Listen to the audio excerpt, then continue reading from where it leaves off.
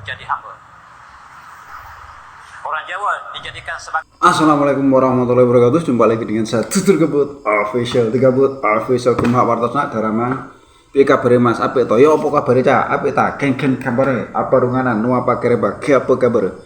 Bagaimana kabarnya? Semoga kesehatan dan kebahagiaan selalu menemani hidup Anda. Baik kawan, saya ucapkan terima kasih kepada Anda yang baru pertama kali menemukan video ini.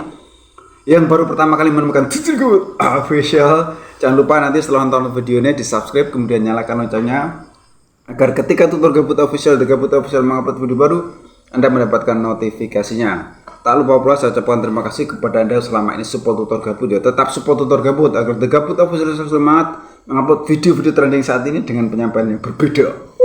Oke kan? Tadi sudah kita lihat cuplikan videonya Profesor Dr. Madrova. Beliau ini sepertinya kok santai banget ya, tanpa beban gitu loh. Tanpa beban mengatakan bercerita masa lalu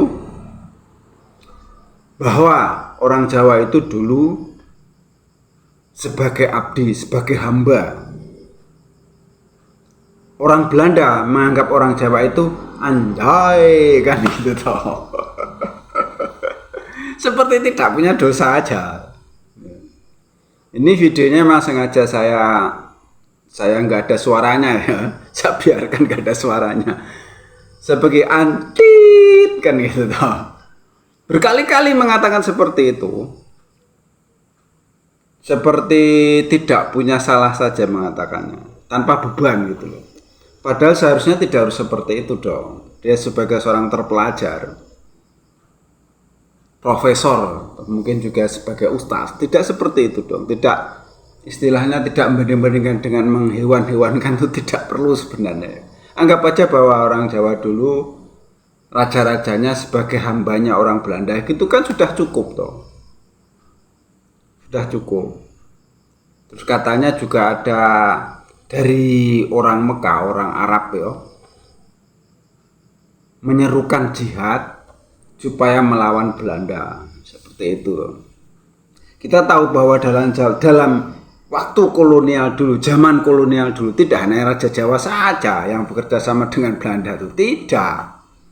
Di Semenanjung mungkin dulu juga ada raja yang bekerja sama dengan Inggris.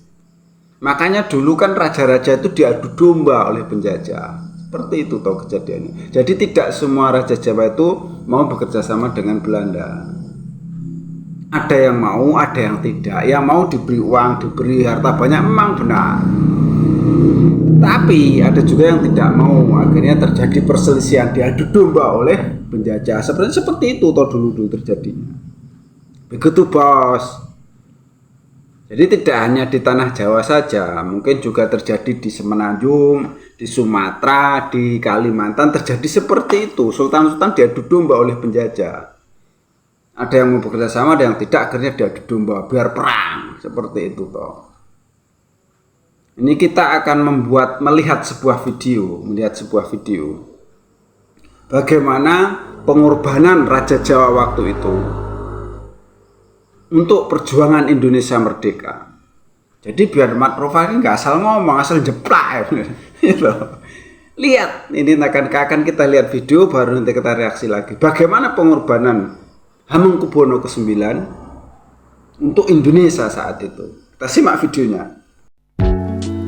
Andai saja Raja Jogja mau pada waktu itu, Indonesia adalah kerajaan Inggris dari tanah Jawa. Indonesia bisa jadi mirip Malaysia bentuk negaranya. Kita semua tahu pada waktu itu Jogja sudah kaya raya ketika Indonesia masih miskin. Bahkan suatu hari sang proklamator menghadap Sinuwun. Apa yang dikatakan Raja Jogja pada waktu itu? Silakan lanjutkan pemerintahan di Jakarta, ujar si Sultan Hamengkubuwono ke-9 saat menyerahkan uang sejumlah 6,5 juta golden kepada Insinyur Soekarno atau setara 500 triliun rupiah saat ini. Insinyur Soekarno, Bung Hatta, dan sejumlah para menteri menangis sesenggukan terharu. Artinya, bukan hanya uang yang diserahkan, tetapi dukungan tiang kekuasaan. Lantas bukan berarti sekarang para sultan diabaikan kontribusinya. untuk membangun bangsa ini. Andai saja Raja Jogja mau pada waktu itu, Indonesia adalah kerajaan Inggris dari tanah Jawa. Indonesia bisa jadi mirip Malaysia bentuk negaranya. Kita semua tahu pada waktu itu Jogja sudah kaya raya ketika Indonesia masih miskin. Bahkan suatu hari sang proklamator menghadap Sinuwun. Apa yang dikatakan Raja Jogja pada waktu itu? Silakan lanjutkan pemerintahan di Jakarta, ujar si Sultan Hamengkubuwono ke-9. Saat menyerahkan uang sejumlah 6,5 juta golden kepada Insinyur Soekarno atau setara 500 triliun rupiah saat ini. Insinyur Soekarno, Bung Hatta, dan sejumlah para menteri menangis sesenggukan terharu. Artinya, bukan hanya uang yang diserahkan, tetapi dukungan tiang kekuasaan. Lantas, bukan berarti sekarang para sultan diabaikan kontribusinya untuk membangun bangsa ini. Baik, sudah kita simak videonya toh. Perjuangan Raja Jawa waktu itu, Hamengkubuwono IX, tidak kecil bos. Tidak kecil. Seperti sumbangan yang tadi diberikan untuk Indonesia.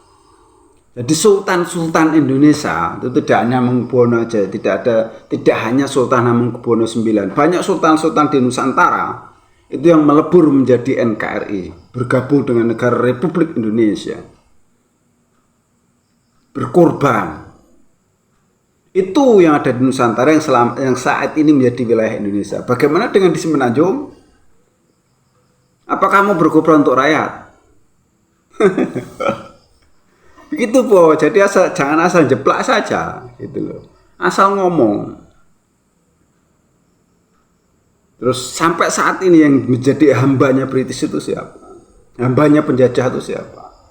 Indonesia tidak bos. Begitu. Sampai saat ini Semenanjung statusnya apa? Merdekanya bagaimana? Masih di bawah ketiak British. Itu jadi jangan asal mangap saja. Jadi kolonial dulu, dalam zaman kolonial dulu, hal yang bisa dibilang wajar. Ada seorang raja bekerja sama dengan Belanda, dengan penjajah, kemudian menjajah rakyatnya sendiri. Tapi juga ada raja yang melawan, kan begitu. Itu zaman kolonial dulu. Sampai sekarang siapa yang masih jadi ketiak daripada British, masih menjadi hambanya British. Oke, cukup sekian ya reaksi Ritor Gabut. Bikin kesel saja. Oke, cukup sekian. Ada salah-salah kata, mohon maaf. Ada yang baik ambil sebagai pelajaran, yang jelek buang saja. Ritor Gabut official, Gabut official. Wassalamualaikum warahmatullahi wabarakatuh.